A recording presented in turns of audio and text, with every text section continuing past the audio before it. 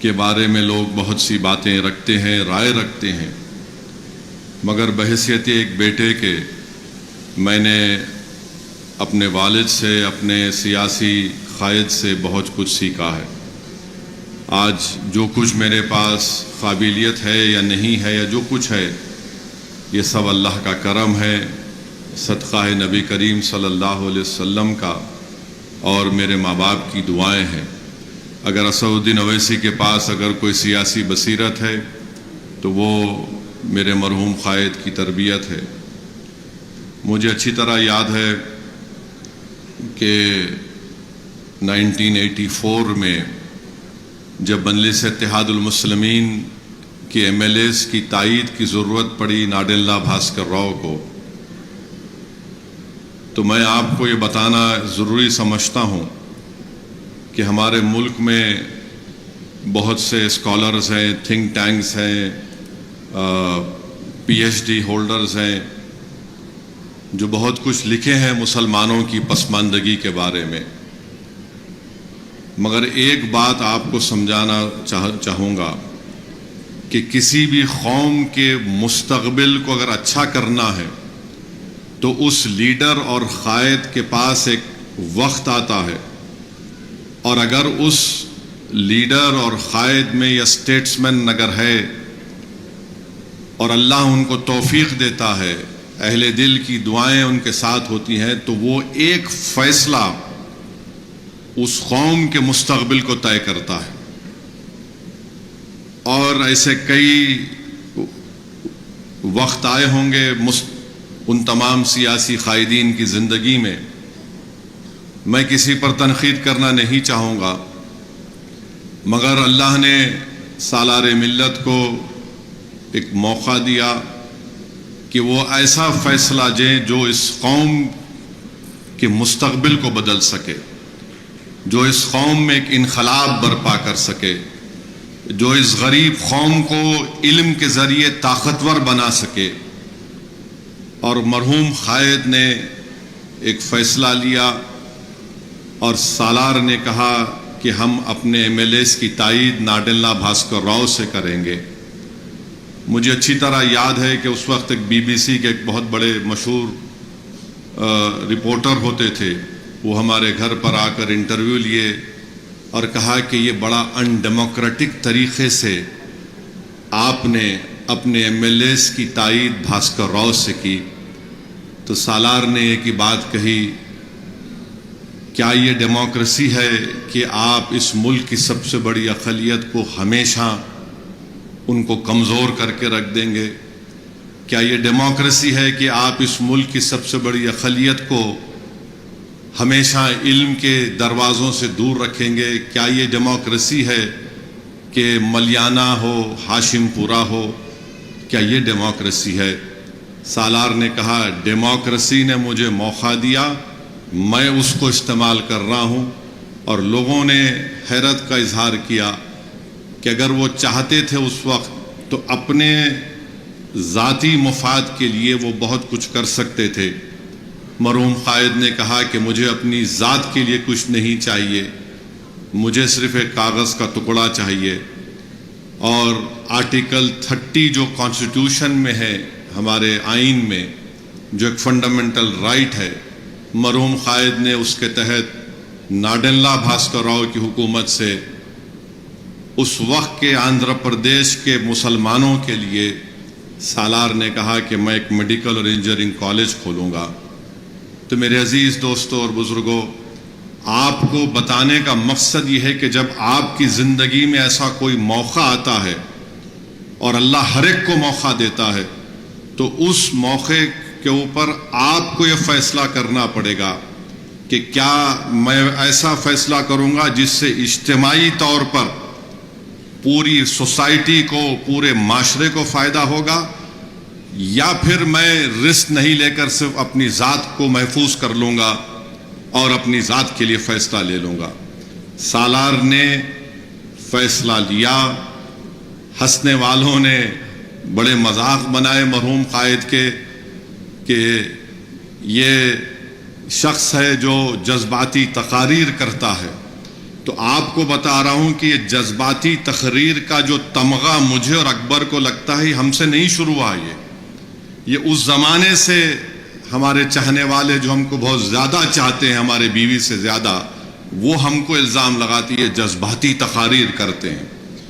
مگر سالار ہمیشہ یہ کہتے تھے، شاید اکبر اور صاحب اور حاجی میں اگری کریں گے، کہ اللہ جو ہے منزل منچلوں کو دے دیتا ہے، عقل مند سوچتے رہتا ہے منزل کے بارے میں۔ تو سالار نے وہ اقدام اٹھایا اور کاغذ کا ٹکڑا لیا، اور لوگ یقین نہیں کرتے تھے۔ جو حیدرآباد میں اس وقت ایک ایلیٹ سوسائٹی تھی، ایک ایلیٹ گروپ تھا، آج بھی ہے وہ لوگ، تو ان کے پاس ایک میٹنگ ہوئی، میں بھی سالار کے ساتھ اس میٹنگ میں، بہرحال ایک لنچ تھا۔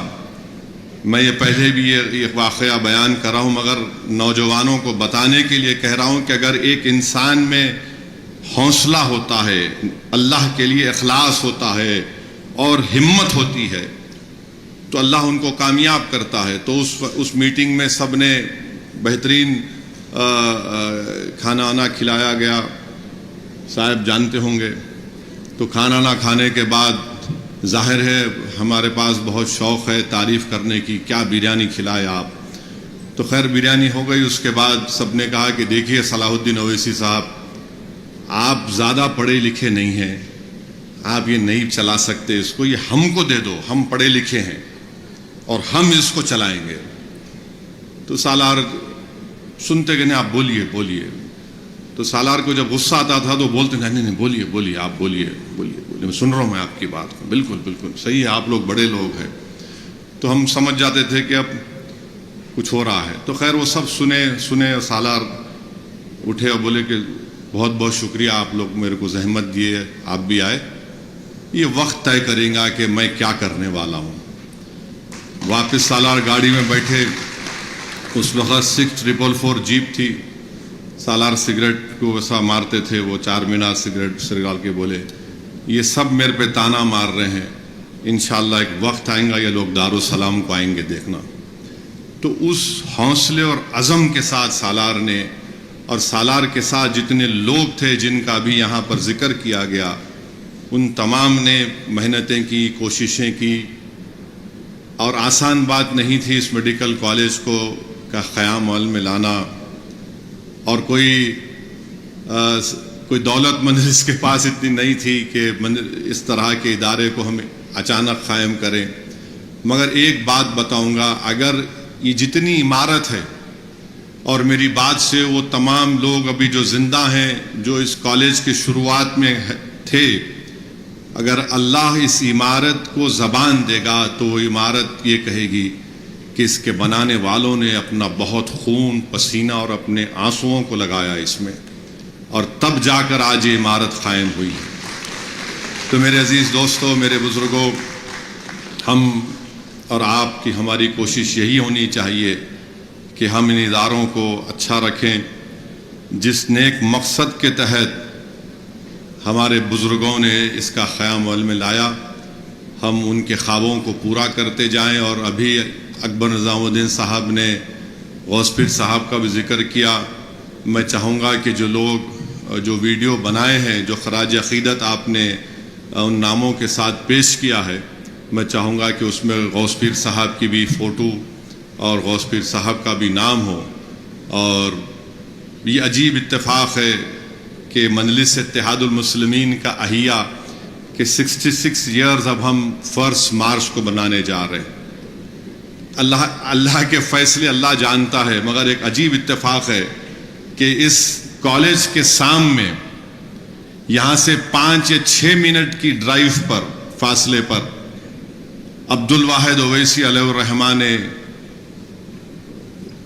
1 مارچ 2 مارچ کو 1957 کو مجلس کا پہلا جلسہ اپنے گھر میں کیا تھا، یہیں سے 5 منٹ کے فاصلے پر۔ آج بھی وہ گھر ہے آج بھی ہے، ہاں، فاطمہ باغ کے نام سے۔ تو وہ جلسہ اور پھر یہی سامنے کی آج کی عمارت، میں شکر گزار ہوں سرزمین دکن کے ان تمام بزرگوں کا، ہماری ماں اور بہنوں کا، جنہوں نے اس وقت سے لے کر اب تک اور انشاءاللہ مستقبل میں بھی آپ لوگوں نے مجلس اتحاد المسلمین کی سرپرستی کی، مجلس اتحاد المسلمین کا آپ نے ساتھ دیا۔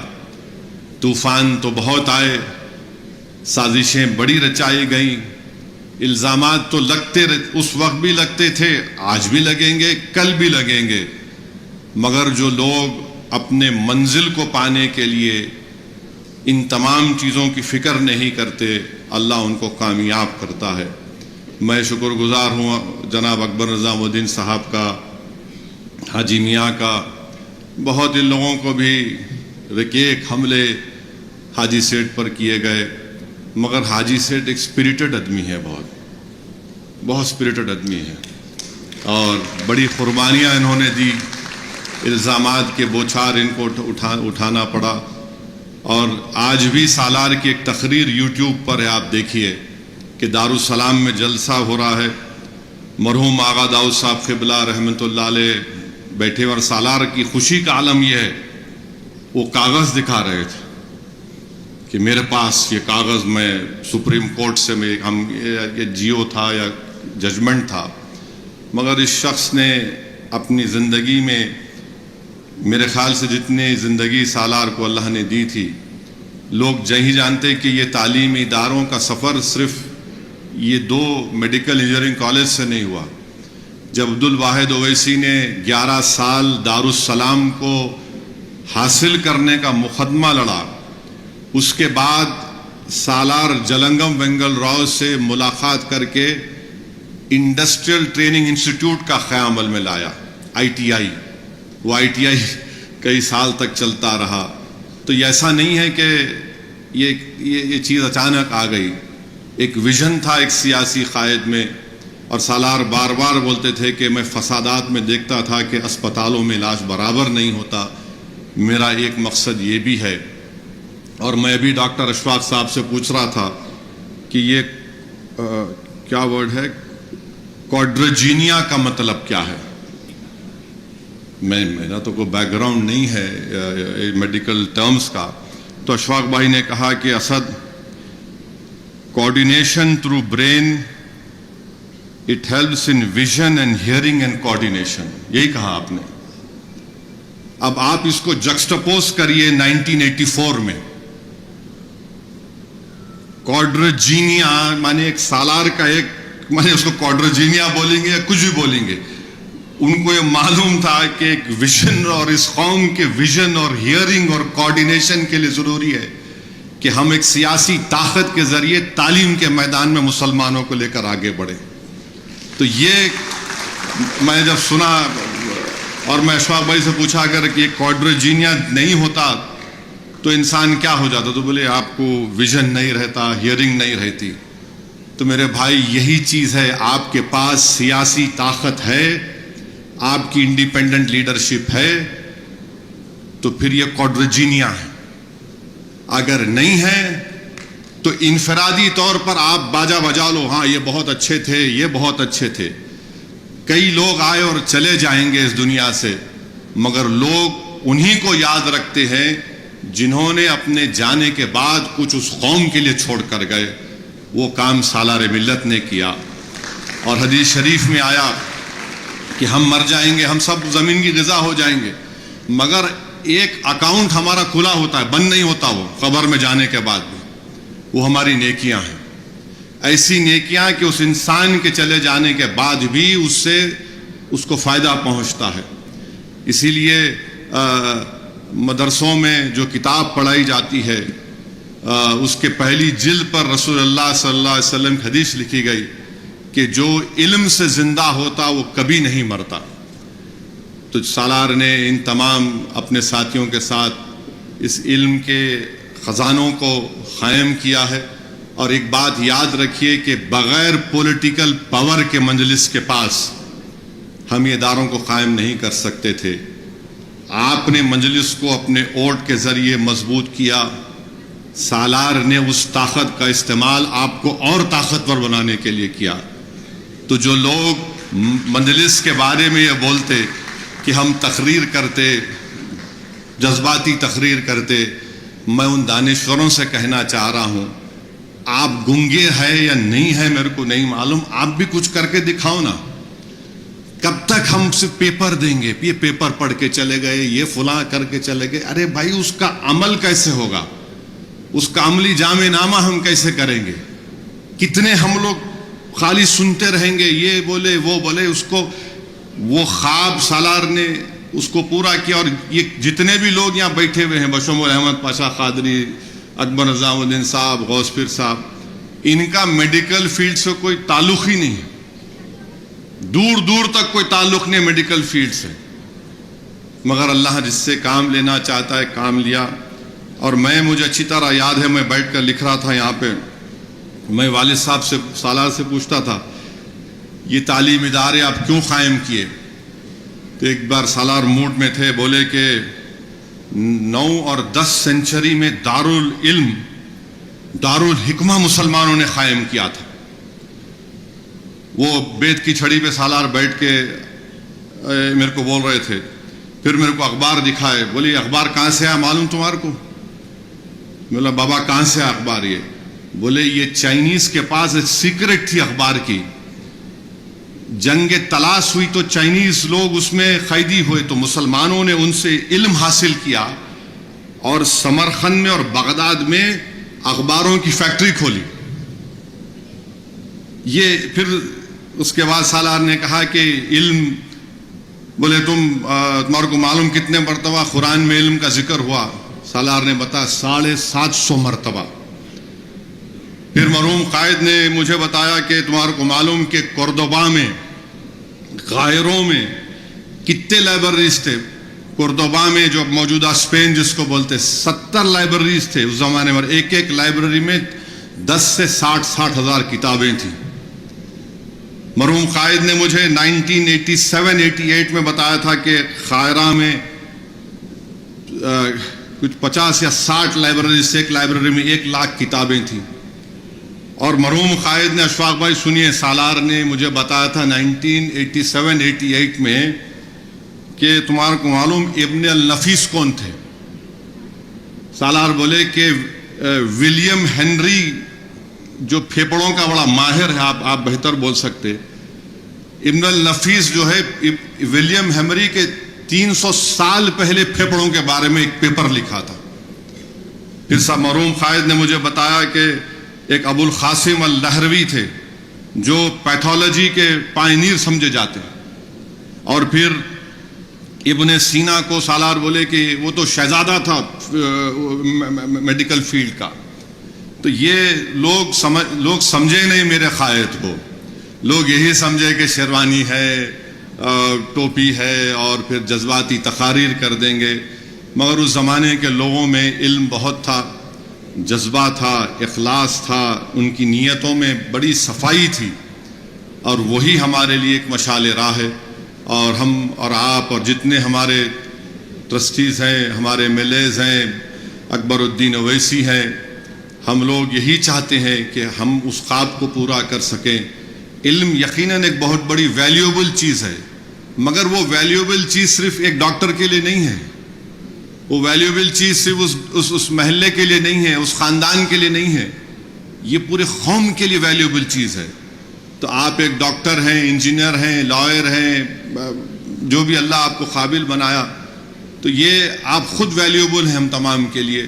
اور ہماری کوشش یہی ہے کہ اس ہمارے وطن عزیز میں مسلمانوں کو اگر ان کا جائز مقام ملنا ہے تو ہم کو اپنی اولاد کو تعلیم یافتہ بنانا پڑے گا، طاقتور بنانا پڑے گا، تاکہ وہ علم کے زیور سے آراستہ ہو کر اپنی کانسٹیٹیوشنل رائٹس کو ایز اے سٹیزن اس کو حاصل کر سکیں گے.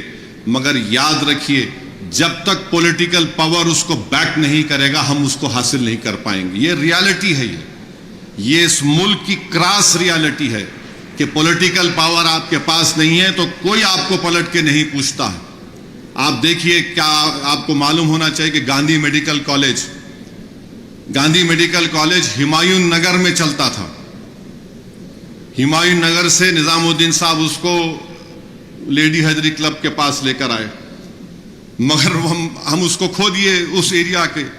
مگر جب عثمانیہ ہاسپٹل کو یہی چل رہا تھا تو میں اکبر ہمارے ایم ایل ایز مل کے یہی بولے کہ یا تو وہیں بناؤ توڑ کے یا پھر آپ اولڈ سٹی میں بنانا. تو الحمدللہ ہماری کوششوں سے موجودہ چیف منسٹر ریونت ریڈی نے اس کو قبول کیا. اب گوشا محل اسٹیڈیم میں وہاں پہ عثمانیہ ہاسپٹل بنے گا. بہرحال میں بہت بہت مبارکباد دیتا ہوں, شکر گزار ہوں ہمارے تمام ایجوکیشن ٹرسٹ کے سٹاف کا. میرے خیال سے ہم لوگ نے تمام لوگوں کا نام لیا. اللہ ہمارے نادر صاحب کو بھی خوش رکھے جو ہمارے ایڈمیشن سیل میں بڑی ہی قربانیاں دیے, بڑے تکالیف انہوں نے اٹھایا ہے. تو بہرحال یہ آسان سفر نہیں تھا, جیسا کہ ابھی پریزنٹیشن میں دکھایا گیا ہے کہ ایک راستہ ہے, دا جرنی کنٹینیوز لکھا گیا. یس, انشاءاللہ the journey will continue whether I remain or you, whether I remain or I don't remain, this journey has to continue. There is no end to this journey. This journey will only end when the world ends. That is what it is. This is the reality. This is what has been taught to us. This is what we firmly believe, that for a community to rise up and to shake up the whole country, you have to have a political leadership and you have to have a strong educational background. Alhamdulillah 5,000 doctor Deccan medical college سے doctor بن کے نکلے ہیں. تو یہ صرف مسلمانوں کے لیے نہیں, بھارت کی کامیابی ہے. اگر 5,000 ڈاکٹر نہیں ہوتے تو آپ بتائیے کیا حال ہوتا. اور الحمدللہ یہ ڈاکٹرز نارتھ امریکہ میں بھی ہے, یورپ میں بھی ہے, گلف میں بھی ہے.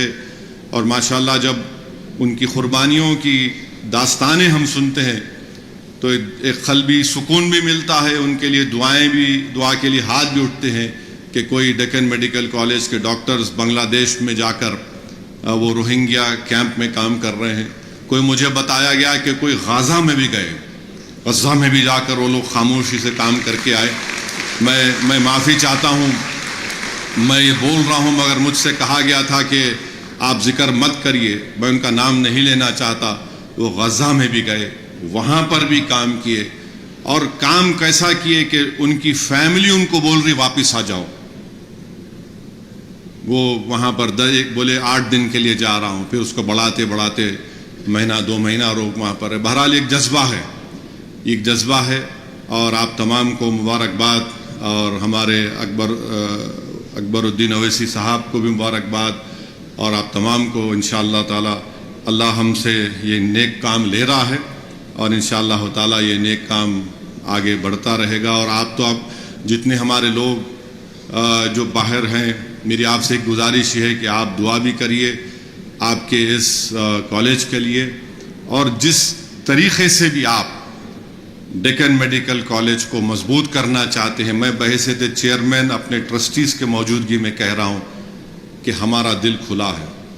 ہمارا ایک ہی مقصد ہے کہ جب ہم اس زمین میں چلے جائیں گے, یہ اطمینان کے ساتھ ہم اس دنیا سے جائیں کہ ادارے پھل پھول رہے ہیں, تو آپ آئیے. یہ آپ کا ادارہ ہے, ہمارا نہیں ہے, کسی خاندان کا نہیں ہے. میں ڈس ایگری کرتا ہوں, جو اسی فیملی کا کچھ نہیں ہے. اللہ ہم سے کام لے رہا, ہم کام کر رہے ہیں. جب تک اخلاص رہے گا اللہ ہم سے کام لیتا رہے گا. اور یقیناً مجھے یقین ہے کہ انشاءاللہ ہم اخلاص کی بنیاد پر, ہمارے بزرگوں نے اس کام کو شروع کیا تھا, اخلاص کی بنیاد پر یہ کام چلتا رہے گا. اللہ کی ذات پر ہم نے توکل کیا, ہمارے دلوں میں رسول اللہ صلی اللہ علیہ وسلم سے محبت کوٹ کوٹ کے بھری ہوئی ہے, اور انشاءاللہ تعالی اللہ نے اسی کو بنیاد پر اللہ نے اس اداروں کو مضبوط بھی کیا, آگے بھی بڑھ رہے ہیں.